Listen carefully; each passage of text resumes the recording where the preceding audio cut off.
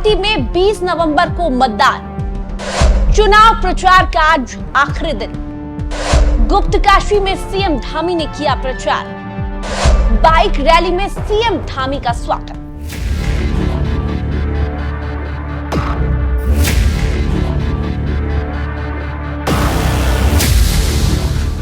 नमस्कार, NMF news देख रहे हैं आप और मैं हूं आपके साथ वागीशा पांडे। बीजेपी विधायक शैलारानी रावत के निधन के बाद केदारनाथ विधानसभा सीट पर हो रहा उपचुनाव जीतने के लिए बीजेपी ने पूरी ताकत झोंक दी है। खुद सीएम पुष्कर सिंह धामी इस चुनाव की कमान संभाले हुए हैं, इसलिए बीजेपी उम्मीदवार आशा नौटियाल को जिताने के लिए ताबड़तोड़ केदारनाथ विधानसभा क्षेत्र का दौरा कर रहे हैं। यहाँ तक कि चुनाव प्रचार के आखिरी दिन भी सीएम पुष्कर सिंह धामी केदारनाथ पहुंचे और यहाँ बीजेपी कार्यकर्ताओं के साथ बाइक रैली में शामिल होकर युवाओं में जोश भरा।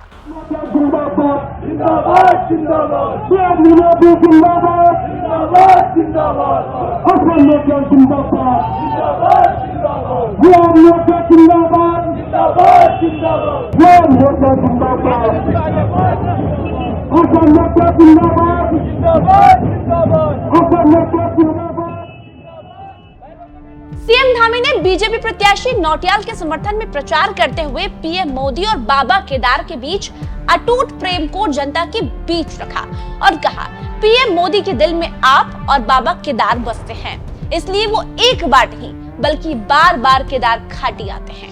देश के ऐसे प्रधानमंत्री हैं जिन्होंने प्रधानमंत्री बनने के बाद 7 बार बाबा केदार के दर्शन करने के लिए आए हैं। एक बार नहीं 7 बार, क्योंकि उनके दिल में बाबा केदार और आप बसते हैं।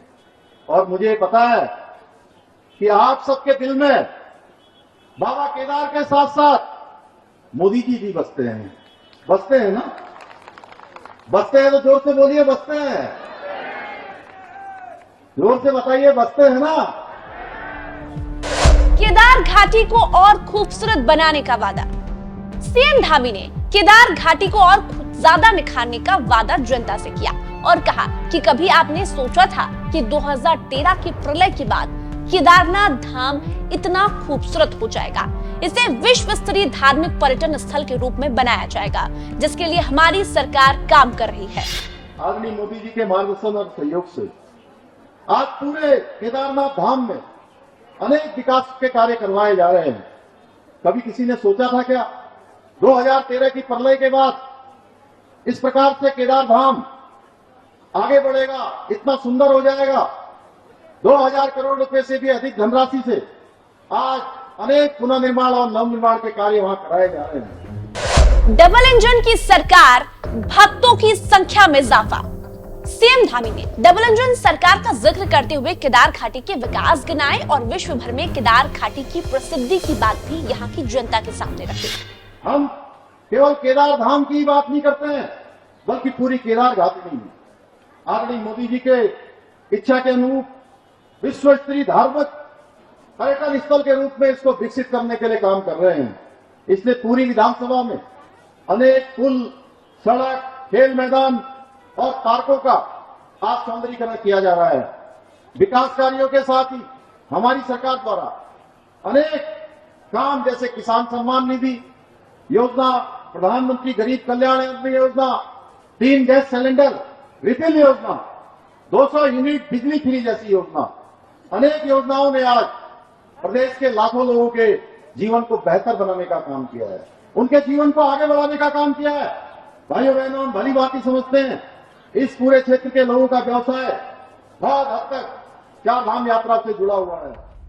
केदारनाथ में आपदा और सुविधा। साल 2013 में आई आपदा के बाद बीजेपी सरकार ने कैसे उत्तराखंड को फिर से संभाला, कैसे केदार घाटी को खड़ा किया और खूबसूरत बनाया, ये सभी ने देखा है।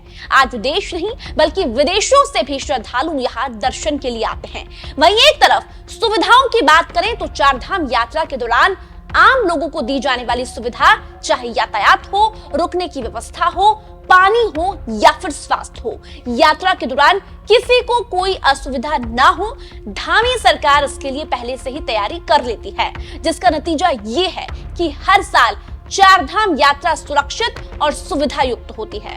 इसलिए केदारनाथ को जीतने के लिए सीएम धामी डबल इंजन की सरकार के विकास और सुविधा जैसे मुद्दों को जनता के बीच रखकर केदारनाथ का काम आशा नौटियाल को सौंपने की बात कर रहे हैं। आपको क्या लगता है, केदारनाथ में कितना विकास हुआ है कांग्रेस की सरकार के रहते हुए और बीजेपी सरकार में? आप भी अपनी राय कमेंट कर जरूर रखिए। इस वीडियो को ज्यादा से ज्यादा शेयर कीजिए, लाइक कीजिए, एनएमएफ न्यूज को सब्सक्राइब कीजिए। धन्यवाद।